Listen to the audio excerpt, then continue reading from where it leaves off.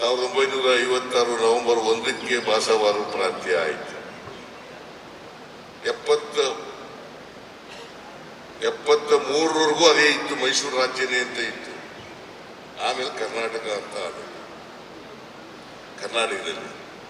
ಆದರೆ ನಮ್ಮ ಮಾತೃಭಾಷೆ, ನೆಲದ ಭಾಷೆ ಇದೆಯಲ್ಲ, ನಮ್ಮ ತಾಯಿ ಭಾಷೆ ಇದೆಯಲ್ಲ, ಅದು ಸಾರ್ವಭೌಮ ಭಾಷೆ ಆಗಿರಬೇಕು. ಅದಕ್ಕೋಸ್ಕರ ಜನರ ಭಾಷೆಯಲ್ಲಿ ಈ ಬಸವಾದಿ ಶರಣರು ಜನರಿಗೆ ಧರ್ಮವನ್ನು ತಿಳಿಸತಕ್ಕಂಥ ಪ್ರಯತ್ನವನ್ನು ಮಾಡಿ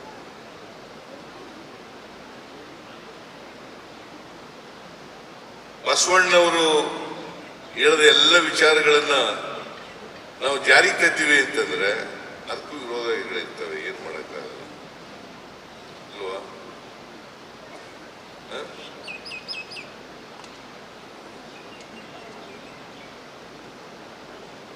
ಇವತ್ತು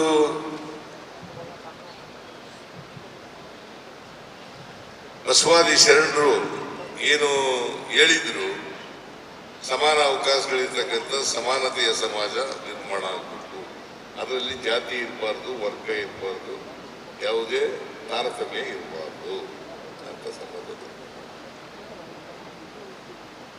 ಅಂತ ಸಮಾಜ ನಿರ್ಮಾಣ ಮಾಡಕ್ ಹೋದ್ರೆ ಅನೇಕ ಅಡೆತಡೆಗಳು, ಅನೇಕ ಜನ ಅದಕ್ಕೆ ವಿರೋಧ ವ್ಯಕ್ತ ಮಾಡ್ತಕ್ಕಂಥವ್ರು ಎಲ್ಲ ಜನ ಇದ್ದಾರೆ. ಅದರಿಂದ ನಿಮಗೆ ಬಿಡ್ತೀನಿ, ಅದನ್ನು ನೀವೇನ್ ತೀರ್ಮಾನ ಮಾಡಬೇಕು. ಸಮಾಜ ಆಗ್ಬೇಕಾ, ತಾರತಮ್ಯ ಸಮಾಜ ಇರ್ಬೇಕಾ? ಏನಾಗ್ಬೇಕ್ರಿ? ಸಮಾಜ ನಿರ್ಮಾಣ ಆಗ್ಬೇಕಲ್ಲ, ಜಾತಿ ಇಲ್ಲೇ ಇರ್ತಕ್ಕಂಥ, ವರ್ಗ ಇಲ್ಲೇ ಇರ್ತಕ್ಕಂಥ ಸಮಾಜ ನಿರ್ಮಾಣ ಆಗ್ಬೇಕಲ್ಲ.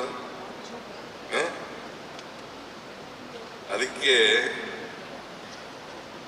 ಬಸವಣ್ಣವ್ರು ಏನ್ ಹೇಳಿದ್ದಾರೆ ಅಂತಂದ್ರೆ, ಉಳ್ಳವರು ದೇವಾಲಯ ಮಾಡುವರು, ನಾನೇನು ಮಾಡಲಿ ಬಡವನಯ್ಯ. ಈ ದೇವ್ರಿಗೂ ನಿಮ್ಗೂ ಮಧ್ಯವರ್ತಿಗಳು ಯಾರು ಇರಬಾರದು ಅಲ್ವೇನಪ್ಪ? ಇತ್ತಾನೆ ಬಸವಣ್ಣ ಹೇಳಿದ್ದು, ಉಳ್ಳವರು ದೇವಾಲಯ ಮಾಡುವರು, ನಾನೇನು ಮಾಡಲಿ ಬಡವನಯ್ಯ.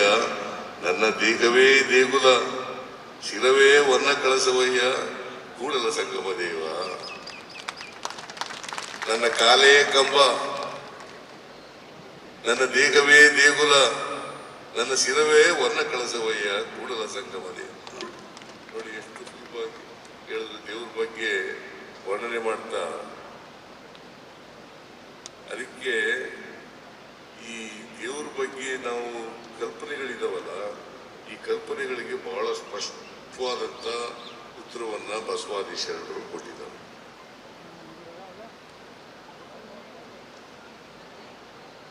ಕನಿಷ್ಠ ಪಕ್ಷ ನಿಮ್ಗೆ ಇಷ್ಟಲಿಂಗ ಪೂಜೆ ಮಾಡ್ತಿರಲ್ಲ,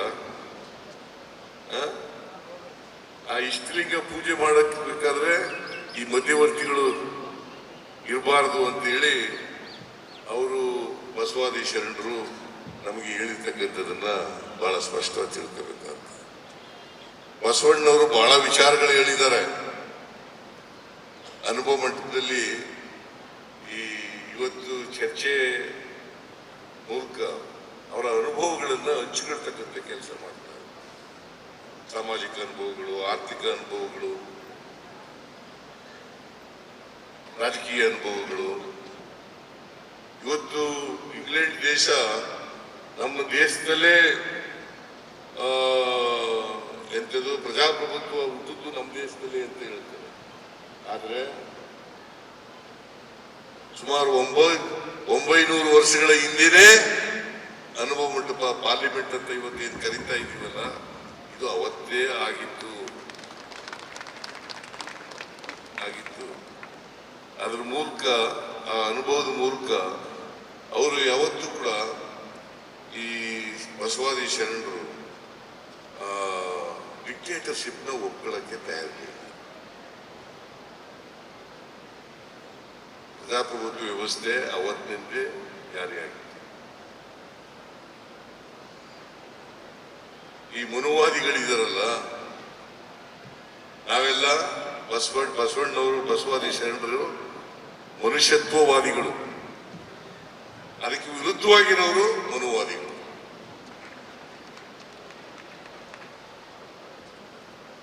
ಅದಕ್ಕೆ ವಿರುದ್ಧವಾಗಿರೋರು ಮನುವಾದಿಗಳು. ಅವರು ಅದಕ್ಕೋಸ್ಕರನೇ ಮನುಷ್ಯತ್ವಕ್ಕೆ ವಿರೋಧ. ಬಸವಣ್ಣವರು ಅಂದ್ರೆ ಮನುಷ್ಯತ್ವವಾದಿಗಳು. ನಮಗೆ ಮನುವಾದ ಬೇಕಾ ಮನುಷ್ಯತ್ವವಾದ ಬೇಕಾ? ಮನುಷ್ಯತ್ವವಾದ ಅಲ್ವಾ? ಅದನ್ನು ಮಾಡದೆ ನಾವು ಬಸವಾದಿ ಶರಣರಿಗೆ ತೋರಿಸ್ತಕ್ಕಂಥ ಗೌರವ. ಅದಕ್ಕೋಸ್ಕರವಾಗಿ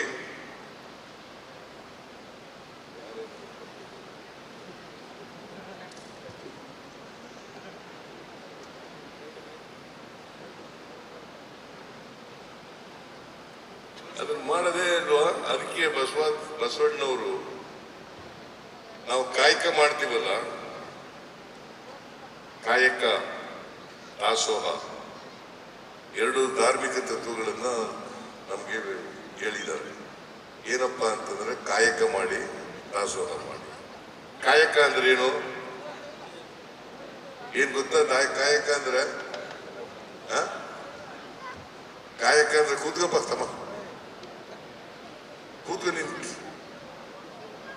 ಕಾಯಕ ಅಂತಂದ್ರೆ ಪ್ರೊಡಕ್ಷನ್ ಅಂತ, ಉತ್ಪಾದನೆ. ದಾಸೋಹ ಅಂತಂದ್ರೆ ಡಿಸ್ಟ್ರಿಬ್ಯೂಷನ್. Production and distribution. ಈ ಕಾಯಕ ಮಾಡೋದು ಇದೆಯಲ್ಲ, ಯಾವುದು ಮೇಲೂ ಅಲ್ಲ, ಯಾವುದು ಕೀಳು ಅಲ್ಲ.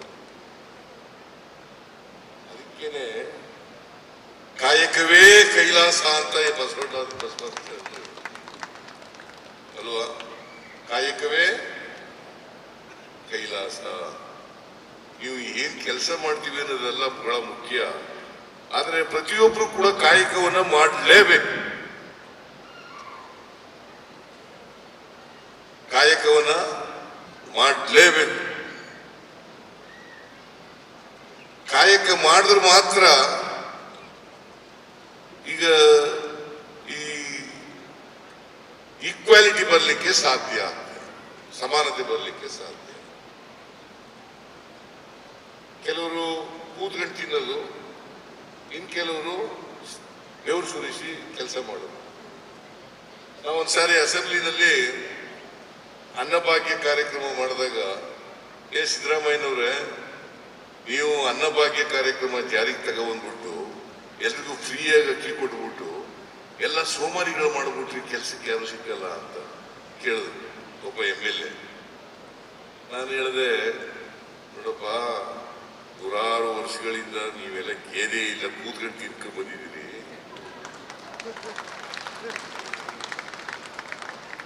ಕೂತ್ಕೊಂಡು ತಿಂದಿದ್ದೀರಿ. ನೀವು ಒಂದಷ್ಟು ದಿನ ಗೇಯ್ರಿ, ಅವರೊಂದಿದ್ರೆ ರೆಸ್ಟ್ ತಗೊಳ್ಳಿ, ಯಾರು ಕೆಲಸ ಮಾಡೋದು ರೆಸ್ಟ್ ತಗೊಳ್ಳಿ.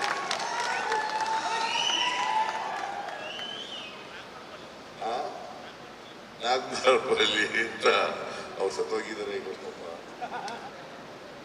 ಉಪಾದಪ್ಪ ನಾಗ್ಮಾರ್ಪಲ್ಲಿ.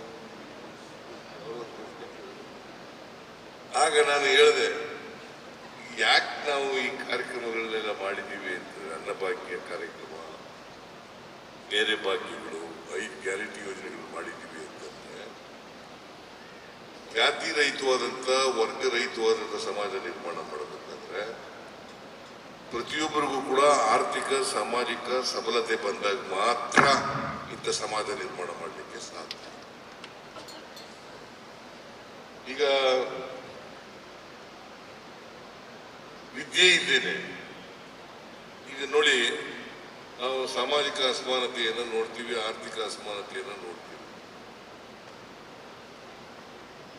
ನಮ್ಮಲ್ಲಿ ಈ ಆರ್ಥಿಕ ಅಸಮಾನತೆಯಿಂದ ಗುಲಾಮಗಿರಿ ಮನ ಮಾಡ್ಕೊಂಡ್ಬಿಟ್ಟಿದೆ.